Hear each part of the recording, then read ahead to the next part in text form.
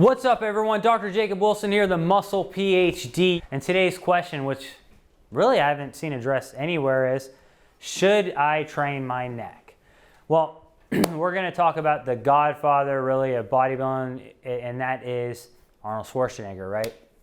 And Arnold Schwarzenegger always emphasized proportion. He always emphasized symmetry, right?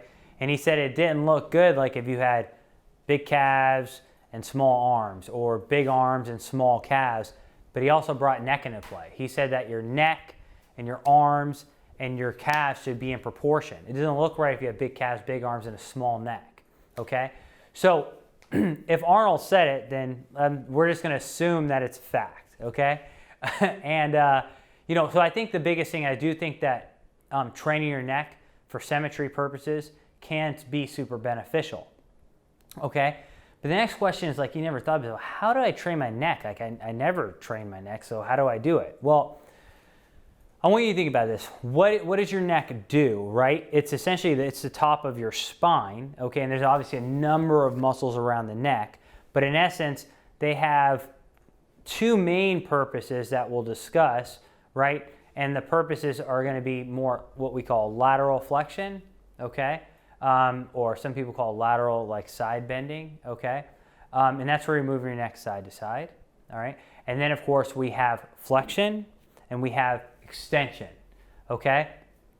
What you're gonna do is place those movements against resistance, right? And I remember, like, when I was heavily into training like twice a day and stuff like that, yes, I did train my neck, okay? And what I did was, and actually, I would train it at home, like, because a lot of times you're tired at the end of your workout, like, I'm not going to get to my neck, right? But most bodybuilders will have some cool stuff at home. You know what I mean? You might have a few plates, a few barbells, things like that. So how do I train my neck, and what should I do? Well, lateral side bending or lateral flexion is very easy. You're going to lay essentially on a bench sideways, okay? And you're going to take a towel and you're going to put it on the side of your head, and you're going to take a plate, okay? Start off small. It could be 5 pounds, it could be 10 pounds. Put it on the side, lay down slowly, move your head to the side and move it back up, and then move down slowly and then move it back up. Guys, I see a lot of people who cheat on their bench press. They come down and bounce up. I'm going to give you a little piece of advice. Do not do this with your neck, okay? It's not a smart move. Okay, I would do maybe higher reps, slower reps, more controlled reps on your neck, because it's your neck. You do not want to injure yourself when you're training your neck, okay? Because everything's out of whack when you do that. Then basically, when you're talking about doing it from the front, right? Same thing. You're going to lay back on a bench. You're going to put a towel on your forehead. You're going to put a small plate on top of your forehead.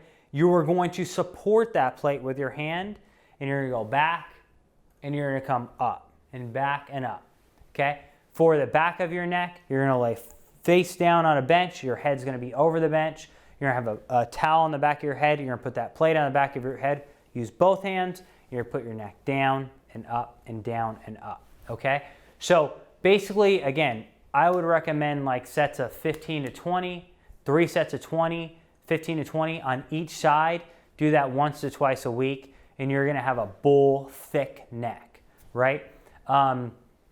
So again, summarizing this up, it's important that you have proportion between your calves, your arms, and your neck. If you're gonna hit them, you train it from the side, or you train it front to back. Laying down on a bench with a plate and a towel is one of the best ways to do it. There's also neck machines that are out there, but they're not carried in most gyms. Another way that you can do it finally is that if you don't have any weights, you can actually take a towel.